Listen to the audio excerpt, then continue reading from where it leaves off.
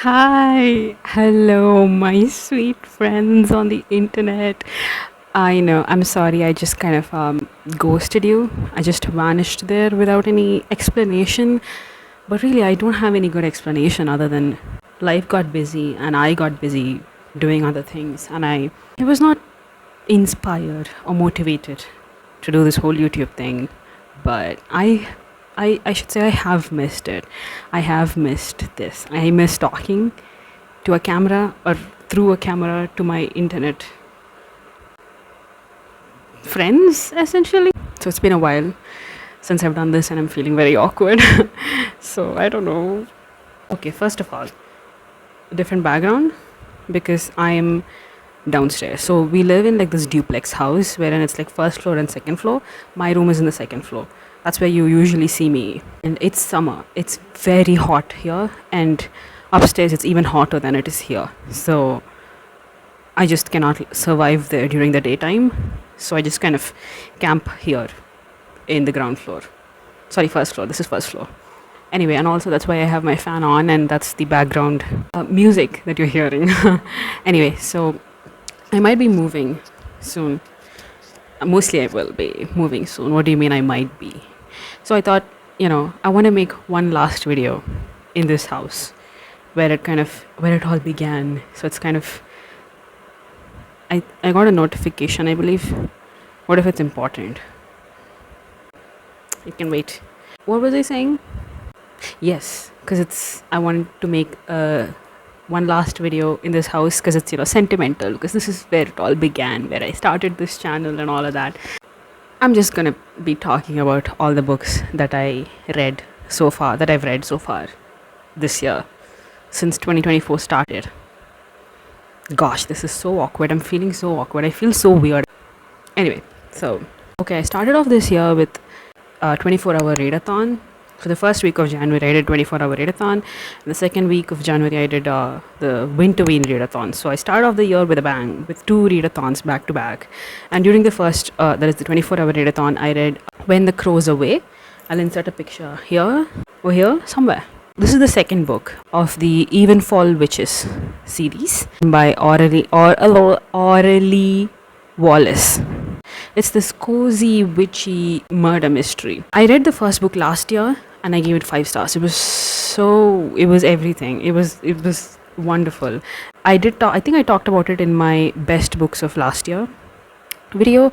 So I was very obviously excited to read the second book. I loved the first book, so I had high expectations for the second book.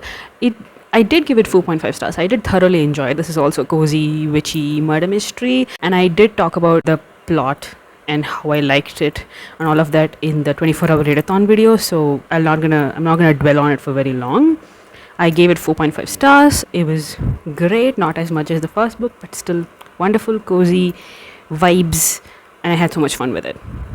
The second book that I read in the same readathon was A Psalm for the Wild Built. This is cozy sci-fi, no plot, just vibes, like kind of introspective, reflective book. At the time when I read it, I believe I gave it 4 or 4.5. I have not been able to stop thinking about this ever since. And so I gave it 5 stars. I bumped up the rating to 5 stars.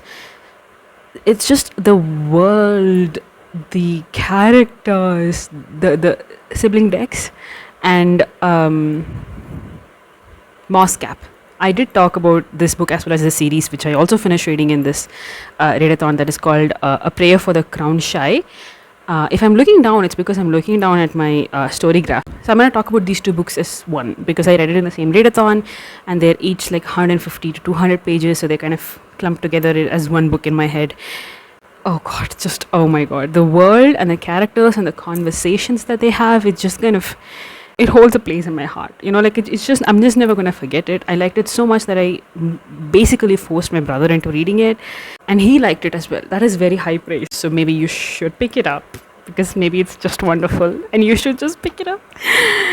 The next book that I read in the same readathon was Kiki's Delivery Service. This is cozy, witchy, middle grade, very short book again. I think it's like 100, it's 200 pages apparently. But this started me on like a whole middle grade, or at least boosted me on my middle grade journey. Like, I still am looking forward to reading more middle grade, but I think I'm more interested in it now, probably because of this book, is what I'm trying to say. I'm just talking in circles, dude. I gave this 4.5 stars. Yep. I have a short checklist of everything I want to say about each book because I seem to forget when I'm talking about I can't speak today, dude. I just can't speak. I seem to forget what I want to say about each book, and then I rewatch my video when I'm editing, and then I'm like, I'm the most stupidest person I know. Like, how did I not pick up on this idea, and just how did I not talk about it when I'm talking about a book? Like, okay, the next book I read was everyone in this.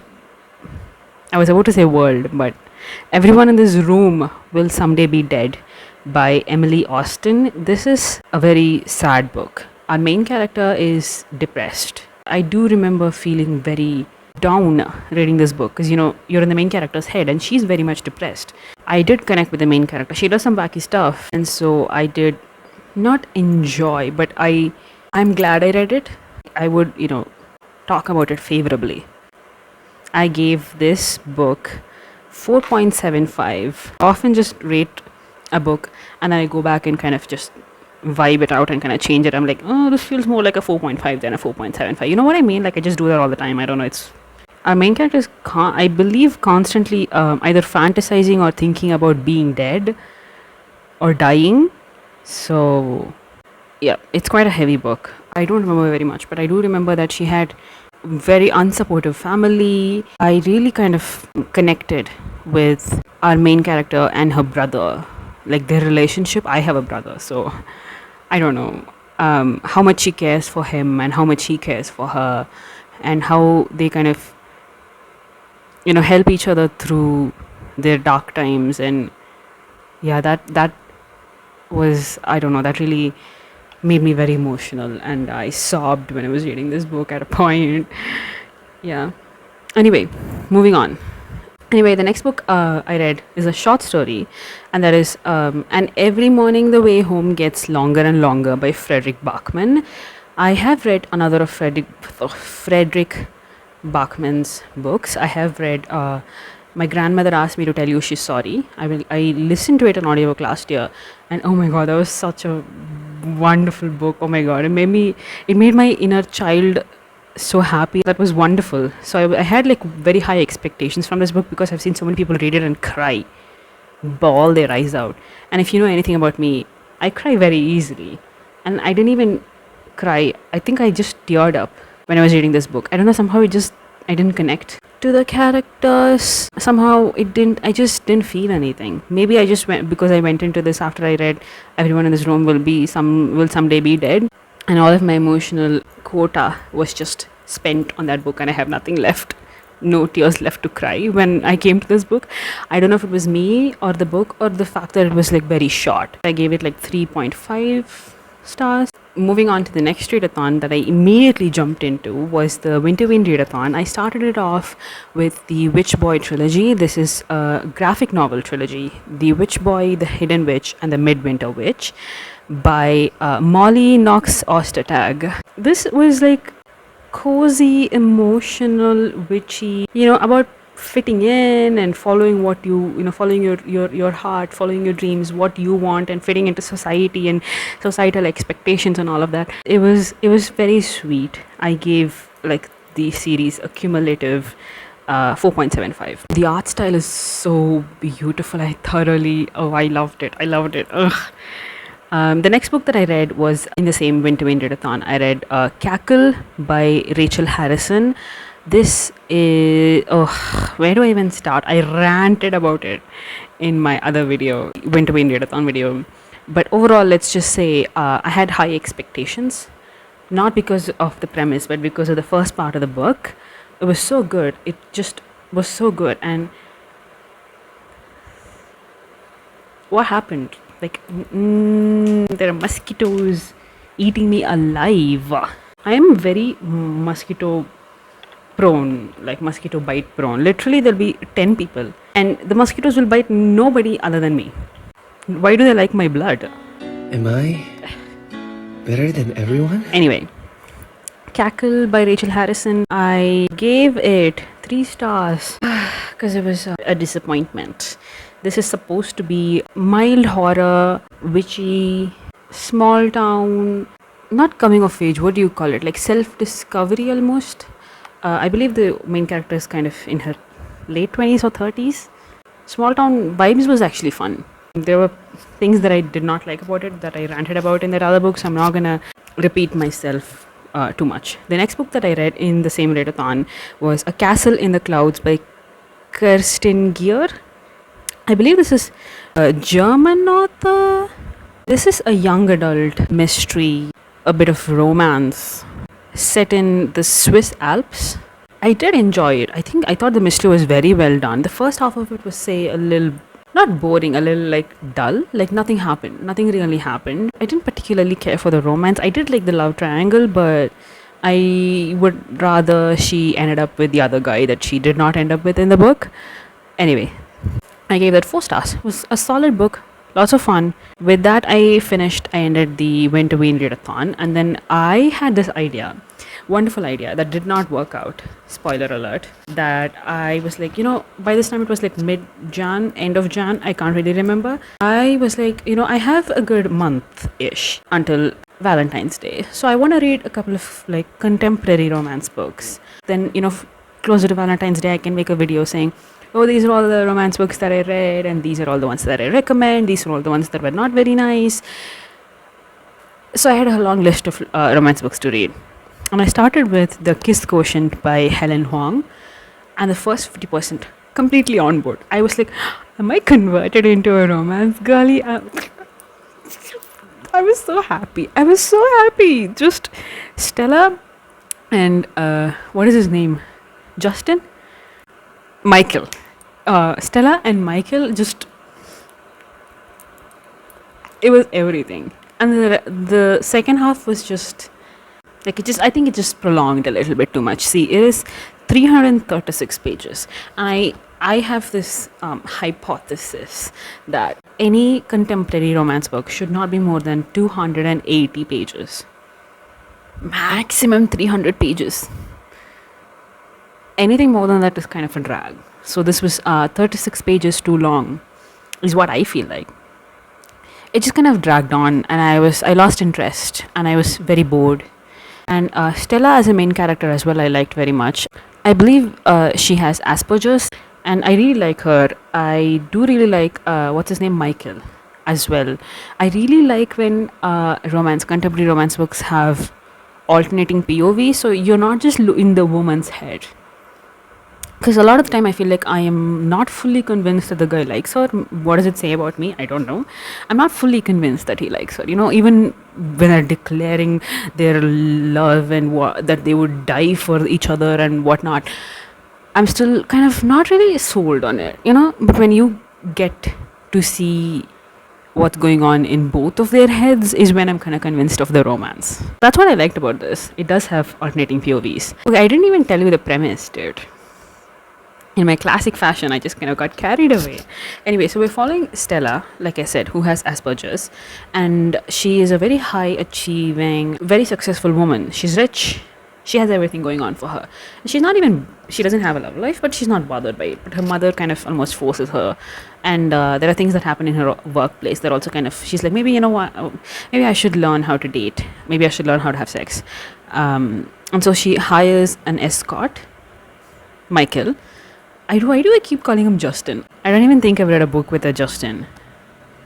Anyway, so she hires an escort and, basically tells him, I want you to teach me how to date and how to, what it means to be in a relationship. And they do start fake dating later. Initially, she just hires him to teach her how to have sex. And those scenes are very good. The bar is in hell, but he's very understanding and accommodating to her almost sensitivities, her needs, her wants, her reactions. He's very, very tuned into her, and that is so nice to see. That was so much fun. It's just kind of really sweet to see Stella open up to intimacy. and how she starts to learn to trust and as well starts to trust. I keep saying Justin, Michael, and that's very almost she discovers her like sexual desires. She's like, oh, he's actually hot. Like I've never felt like this with anybody. That's that I really like. Now that I'm thinking about, maybe it is 4 stars. I did give it 4 stars. I was like, when I was talking about all the parts where I was bored, I was like, I was kind of bored. Like maybe I didn't like this book very much. But now there were a lot of good parts. I just thought that the last part, like maybe the last 30% could have just kind of been a little more concise. That is The Kiss Quotient by Helen Huang. And the thing is, by the time I got to the end of it, I was done with contemporary romance and I just did not read anymore, so I did not make that video. Even when I was reading it towards the end, I was kind of very bored. Like I was not looking forward to reading it. I was like, I want this to be done. I want to read something else. So like to give me a little bit of a boost, I picked up The Yellow Wallpaper. This is a short story written by Charlotte Perkins Gilman. I did mark it as read on Storygraph, but I didn't rate it because I still don't know what to think of it. I don't know if I fully grasped what it was trying to say, but from what I understand, we're following a main character. I don't even know if she's named but she just kind of is in, I don't know what you call it in English. She's essentially closed into a room and she's supposed to like take rest. I believe she's recently given birth, and she has a very young child, and she is just slowly losing her mind. It's like a critique on the rest therapy or rest cure that apparently people used to prescribe. It's a short story, it's 30 pages. She's just losing her mind by, there's this yellow wallpaper that's sort of getting, it's peeling and it's almost rotting in places. And she just kind of, all day she has nothing to do and she just stares at these wallpaper chunks. And she soon comes to think and believe that there's a woman trapped in this wallpaper. And the woman is moving around, walking their house at night, and how the main character wants to break free of this maddening rest therapy, and she kind of almost sees herself in that wallpaper woman who also wants to break free of the wallpaper. I think that's what's supposed to say. It's supposed to be horror, but it was not scary to me. It's very well written. I don't know if I enjoyed it, but it just kind of satisfied a part of me that wanted to read something that I liked. And it gave me that push to almost go back to the love hypothesis. No, what is it called? The Kiss Quotient, sorry. And finish that book. So it did give me that motivation, that push to finish that book. Moving on, I listened to Legendary on audiobook. This is the second book in the Caraval trilogy by Stephanie Garber. I listened to the first book last year, and it was okay. I think I gave it 4 stars. But Legendary was, dare I say, legendary. Now also I did finish Legendary and I just immediately went into Finale, which is the third book of the series. And now I don't know what happened in which book. But also if I say anything that happens in these 2 books, I would be spoiling the first book for you. So we're just following Scarlet and Crimson. No, not Crimson. Wait, Scarlet and Donatella. Oh no, wait. I think it's, the YouTube channel Sarah plus Twins. I think her daughters are Scarlet, Crimson, and Ember. So, MBE. So I kind of got confused. Anyway, this we're following Scarlet and Donatella. This is set in this magical, what is the word? Carnival. Magical, carnival-esque, very, colorful and lush. And yet kind of dangerous, but you don't know where danger, which corner the danger is lurking in, sort of world. I really enjoyed it. I really thoroughly enjoyed it. The second book was the best in my opinion. The third book was a little too much. Like it was in like too much happened and it was all like, and I was like, I do the not as much. But the second book was wonderful. I gave it 4.75 stars. And I did immediately go ahead and listen to the third book, and I gave 4.5 stars. I overall would recommend the trilogy. Okay, the next book I picked up was Hamra and the Jungle of Memories by Hannah Alkaf. This is a middle grade set in Malaysia during the COVID times.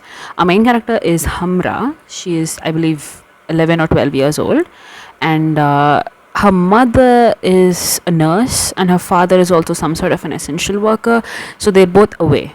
So she's, for now, for the time being, staying with her grandparents, and her grandmother has Alzheimer's or something, and she's basically losing her memory slowly. There are rules that you are supposed to follow whenever you go into the jungle, which Hamra one day breaks the rules, and she has to pay the consequences, because of which she's having to go on an adventure, a journey, and you're just following her and some other main characters.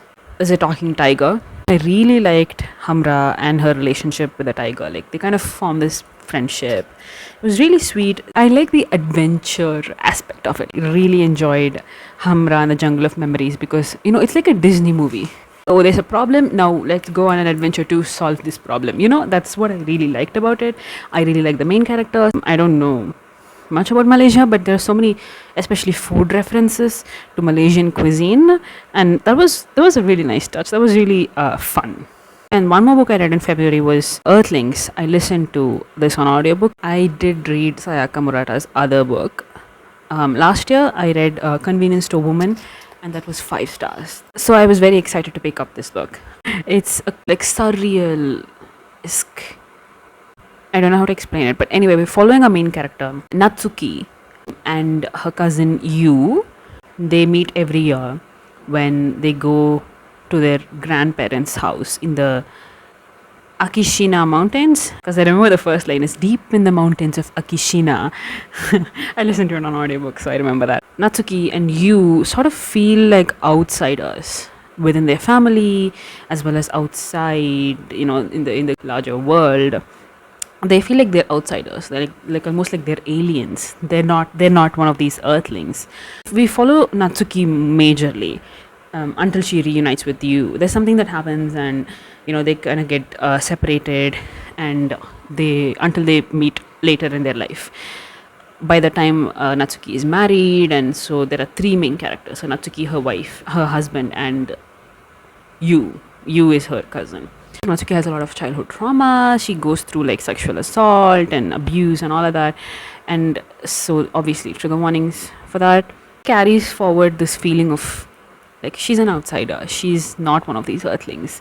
These earthlings seem to want to get married and have babies, and she just never wants that. And she talks about all this to her husband as well, and he joins in. He's like, yes, I don't feel like I fit in either. So the 3 of them, Yu, Natsuki, and her husband, team together and delve into this feeling and decide to kind of live as the aliens that they are. And you're following them, but I still don't know what to make of like the ending part of this book. Like, I don't know if I fully understood what it's supposed to mean. I really enjoyed the part where Natsuki is talking about how the society is essentially kind of like a baby factory, wherein people are urged, what is the word, nudged to pair up and be a part of this baby factory, produce babies. And she does not want to be a part of this baby factory. But it's a very weird book, and I gave it 5 stars. 5 stars. How can I give it any less, I stopped marking any book as currently reading or started reading. I just mark a book as finished, and I set both the start as well as the end date to the day I finished it. So I'm just counting when I finished books, not when I started, because that's the only thing that I've logged, right? I started listening to this last year. Finished on February 29th was Breasts and Eggs by Mieko Kawakami. I listened to this on audiobook. This book is, I definitely want to, and maybe even have to reread this at some point. I listened to it on audiobook, and this was everything from what I understand. It's a book that is trying to capture at least a part of the female experience, like what it means to live as a woman in Japan, because it's set in Japan. but I don't think it applies only to Japan. It's like exploring and trying to capture what it means and what it is like to be a woman in this day and time. So we're following our main character Natsuko, and the first part of the book we're following her and her sister Makiko, and Makiko's daughter, teenage daughter Midoriko. We're told that Midoriko and Makiko do not talk to each other, and they've come to visit Natsuko. Makiko, she's not really making a lot of money. So there's this monetary issues that they have. Makiko is also obsessed, kind of hyperfixating, if you will, on getting a boob job. She's hyperfixating on getting a breast augmentation. She's just so obsessed with it. And it doesn't make sense to Midoriko. Midoriko is not talking to Makiko, right? So she's only writing in her diary. So, and she's talking about, if only Makiko didn't have a daughter, aka me, she wouldn't have all these money issues. And why is she so obsessed with her looks? And Makiko is so obsessed with her boobs that not even like just the size and augmentation that she wants. She's even obsessed with the color of her nipples. She's trying out this nipple lightening cream. I think maybe Makiko is kind of obsessing so much over her looks, and not even her looks, in total. It's just her breasts that she's obsessed with. Almost like a distraction from what her life has become. Like, she's not making a lot of money, and maybe she's not giving her daughter whatever she wanted to give her, like the opportunities, when it comes to the opportunities that you can afford with money. And Midoriko is not talking to Makiko, and she doesn't know why. I don't know, maybe like how women are more likely to equate their worth with their appearance. And Midoriko is she's feeling bad. She's feeling like a burden. She's feeling angry. She's just feeling all of that. And the second part of the book, we're following Natsuko, wherein she's looking into having a child. She has never been particularly interested in or even enjoyed sex. But when she was in a long-term relationship, she just did it. It was just something she did because her partner wanted it. And after they broke up, she's never had the urge to pursue a romantic or a sexual relationship. But now she wants a child. Because she doesn't want a romantic or a sexual relationship, she is looking into donors. And you get a little bit of insight into the landscape of like the prejudice when it comes to single women starting a family, or single mothers. She also stumbles upon this group of people who are children of donors, and the effect that being a donor conception child has had on them. There are conversations about what it means to be a mother. Why would one want to be a mother? Why would one want to bring a child into this world, and what it means to what everything that entails the process of bringing, like, not just the process, like what is involved in once you bring the child into the world, like I don't know, like, it made me think conversations that just kind of really stuck with me. I definitely have to reread this book. It's something. I just could not help but give it 5 stars. It's everything. It might be a little slow, like, to get into, but once you do, it doesn't have a plot. One of my all-time favorite books. 5 stars, 6 stars, 1,000 stars.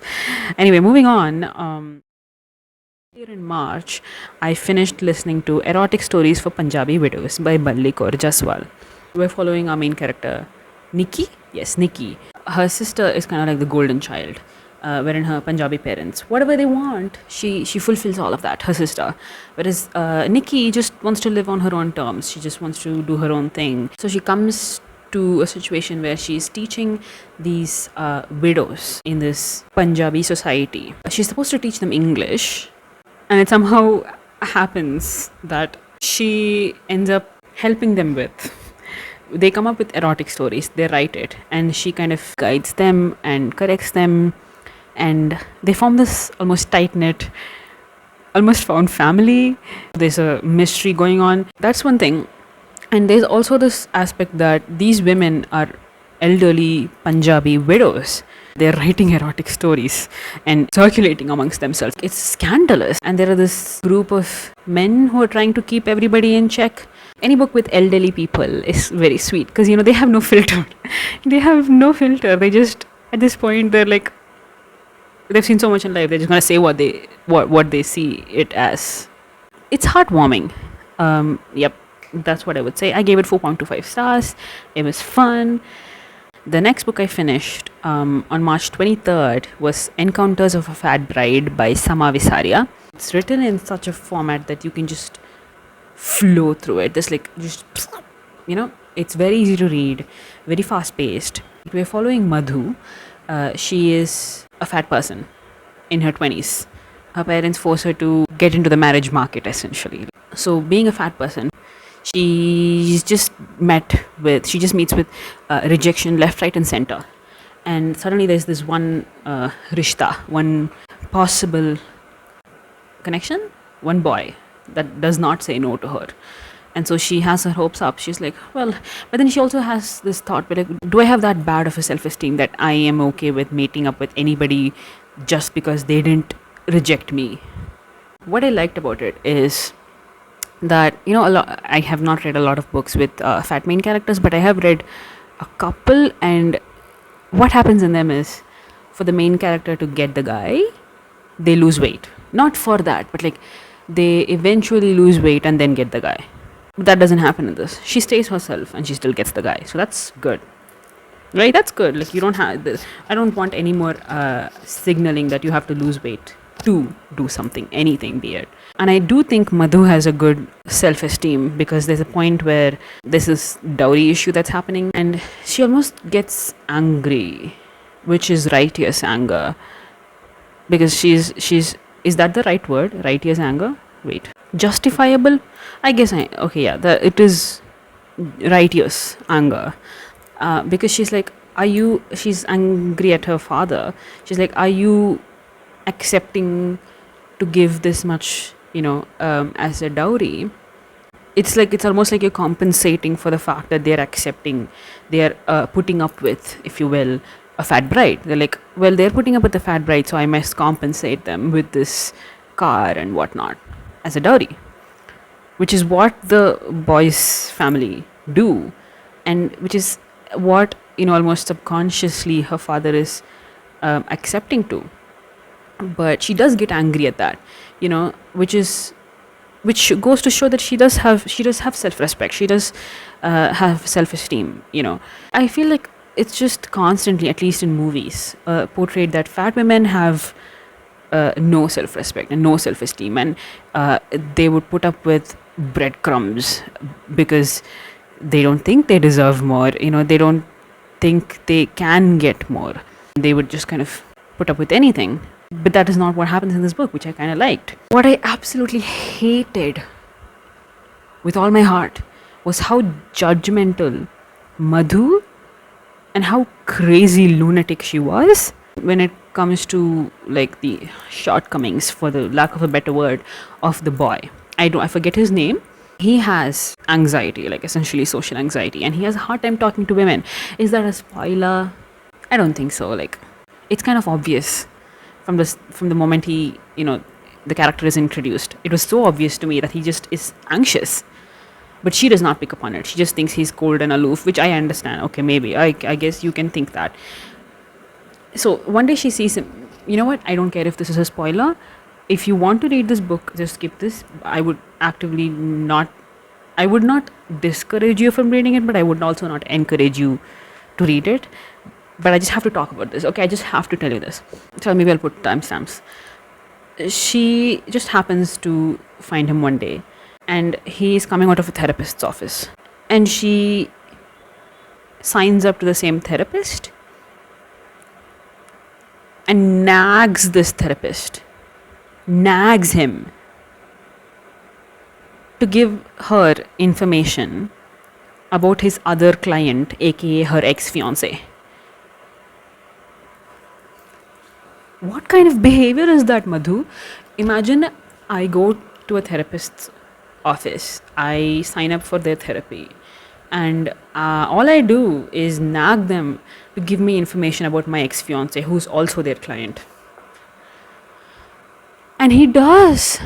But he does initially say it's confidential. I'm not supposed to give you information about my other patients. But eventually he does give her information about Harshit or something his name is. Harsh. That's why I thought Harshit. Initially, when she sees him coming out of the therapist's office, she's so incredibly judgmental. She's like, oh my god, to think I almost married a madman. Okay, maybe that got on my nerves, but I guess I see the point of it, because the author was trying to almost use Madhu as a vessel to hold all the judgments that people in general usually have in Indian society. Madhu was supposed to be a vessel for all that judgment, and she's supposed to go through the character growth and supposed to learn that it's not something that we should be judgmental about. Through that, the society or whoever is reading is supposed to, whoever would have actually been judgmental, is supposed to learn that you shouldn't be judgmental about people's mental health. It's whatever. That I think that makes sense. Even though it got on my nerves, it still has a purpose. I also hate how, see, Madhu is supposed to learn not to be judgmental of any mental health issue. But what she does is, she thinks Harsh was a madman, and then she just learns, he just has anxiety. He's not mad. He just has anxieties. Meaning, if he had still had schizophrenia, she would have still thought he was mad. Is that what it means? Madhu was only open to being non-judgmental when she understood what was going on with Harsh. In my opinion, the lesson should be that you don't know what they're going through. Either way, you should not be judgmental. That should be the lesson. I gave it 2.75. The next book that I finished on March 27th was The Starless Sea by Erin Morgenstern. This is quite a long fantasy book, and it's a very convoluted and confusing fantasy book. We're following our main character, Zachary Ezra Rollins. He just so happens to find a book in his university library one day, which happens to have a story of an incident from his past, his childhood. But this book is like centuries old or something, and that's literally, it doesn't add up.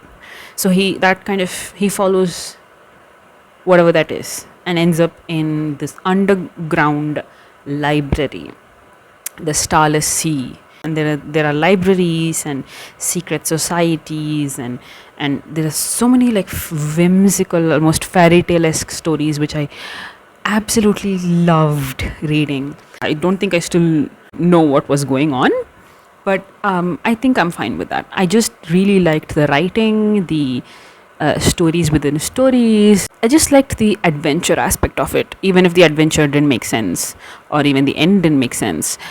I just really liked it. I really enjoyed it. I have seen reviews of people either thoroughly enjoying it, like saying this is the best book that they've ever read, their most absolute favorite book, or I've seen people just be like, it was so convoluted, it was so confusing, I didn't know what was going on, I was completely not on board, I did not like it. I was confused. It's not the best book of my life, but I thoroughly enjoyed it. I gave it 4.5 stars. That's all I have to say about it. The next book that I finished in April, the only book I finished in April, was Vera Wong's Unsolicited Advice for Murderers by Jessie Q. Sutanto. I did read her popular book, Dial A for Aunties, last year. I really liked it. It's just fun. And this was also fun. We're following our main character, one of our main characters, Vera Wong. Vera Wong's character was just a delight. It was just a delight. She does questionable things. Sometimes irritating even, but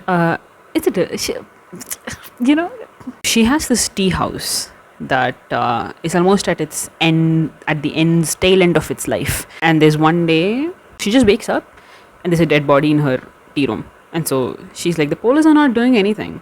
They're not doing anything worthwhile. They're not solving this murder, and so she takes it upon herself to solve this murder. And through the process of that, she comes across, or she puts together almost this cast of characters who are all in some way involved with the dead guy, Marshall. His name is Marshall. She doesn't know who was involved in his death. So you kind of follow this found family characters, and she solves the murder, and it's sweet found family. I do think it has some plot holes. One plot hole that I got sight of. I gave it 3.75 stars. It was very fun, very sweet, very heartwarming. That's all I have for you today. I hope you're doing well. I hope you stay happy and healthy, and I hope to see you in the next video. Bye.